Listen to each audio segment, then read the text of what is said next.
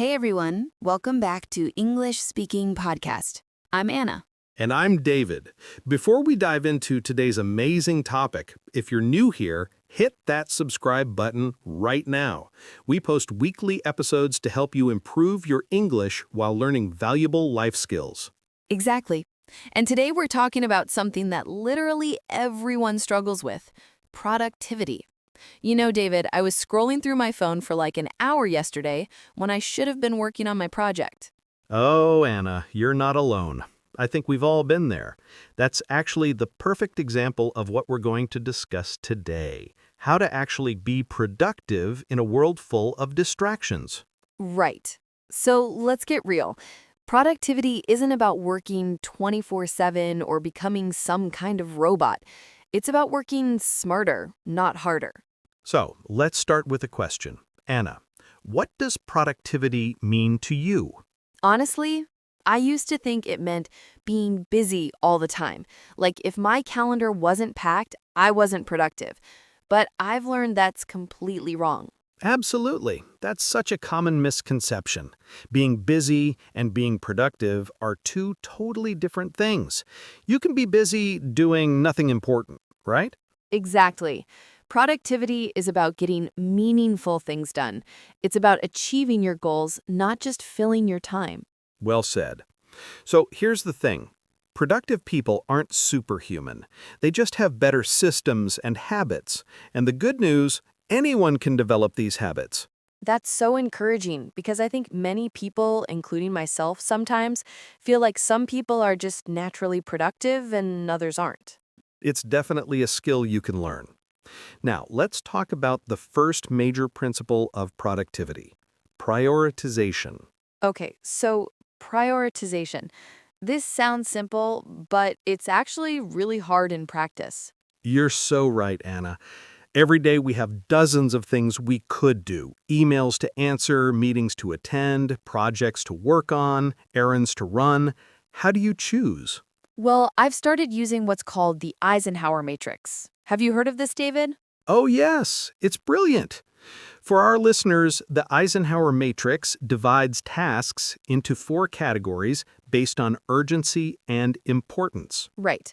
So you have urgent and important tasks. Those are your top priority. Do them first. Then you have important but not urgent tasks. These are actually crucial because they're often the ones we neglect. Things like exercise, learning new skills, building relationships. Oh, that's so true. These are the tasks that improve your life long term, but they're easy to put off because there's no immediate deadline. Exactly. Then there are urgent but not important tasks, like some emails or phone calls. You can delegate these or do them quickly. And finally, tasks that are neither urgent nor important. These are time wasters. Social media scrolling, excessive TV watching. We should minimize or eliminate these. The key is being honest with yourself. We often tell ourselves that something is important when it really isn't. So true. Like, is checking Instagram for the 5th time today really important? Probably not. Definitely not. Now, if you're finding this information valuable, please give us a like. It really helps us reach more English learners like you. And we've got so much more to share, so stick with us. All right, so we've talked about prioritization. Now let's discuss some actual techniques for managing your time better. Yes, let's start with one of my favorites, the Pomodoro Technique. Anna, do you use this? I do, and it's been a game changer. For those who don't know, the Pomodoro Technique is super simple. You work for 25 minutes with complete focus, then take a 5-minute break. And after 4 of these sessions, you take a longer break, like 15 to 30 minutes. The beauty of this technique is that it breaks work into manageable chunks. 25 minutes feels doable, even for tasks you're dreading. Exactly. And those breaks are crucial. Your brain needs rest to maintain focus. You can't concentrate intensely for hours straight. Another technique I love is time blocking. This is where you schedule specific blocks of time for specific activities. Oh yes, this is essential for me. Instead of just having a to-do list, I assign each task a specific time slot in my calendar. Right. So instead of saying, I'll write that report today, you say, I'll write that report from 2 p.m. to 4 p.m. This works because it creates commitment. It's harder to procrastinate when you've scheduled it like an appointment. And here's a tip. Always schedule your most difficult or important tasks during your peak energy hours. That's crucial. For me, that's the morning. I'm sharpest from about 8 a.m. to 11 a.m., so I tackle my hardest work then. For me, it's actually late morning to early afternoon. Everyone's different. You need to notice your own patterns. Absolutely. And if you schedule difficult tasks when you're tired, you're setting yourself up to fail. Okay, let's talk about the elephant in the room. Distractions, especially our phones. Oh man, this is such a big issue. Studies show that people check their phones over 100 times a day on average. That's insane. I believe it. And every time you check your phone, it takes about 23 minutes to get back into deep focus on your work. 23 minutes! That means if you check your phone just a few times while working, you never actually achieve deep focus. So what's the solution? I've started putting my phone in another room when I need to concentrate. That's smart. Out of sight, out of mind. I use an app that blocks distracting websites during work hours. Oh, which one? It's called Freedom, but there are several good ones. The point is to create barriers between you and your distractions. Another thing I do is turn off all notifications except for calls from important people. No email notifications, no social media alerts. Yes, notifications are designed to grab your attention. They're literally engineered to be addictive. And let's talk about multitasking. We need to bust this myth right now. Please do. Multitasking doesn't work. When you think you're multitasking, you're actually just switching between tasks rapidly, and each switch costs you time and energy. Research shows that multitasking can reduce productivity by up to 40%. 40%! So the solution is single tasking. Do one thing at a time, do it well, then move to the next thing. Now, here's something people often forget when trying to be productive.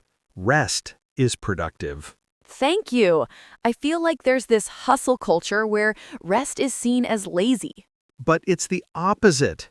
Your brain needs rest to consolidate information, to be creative, to solve problems.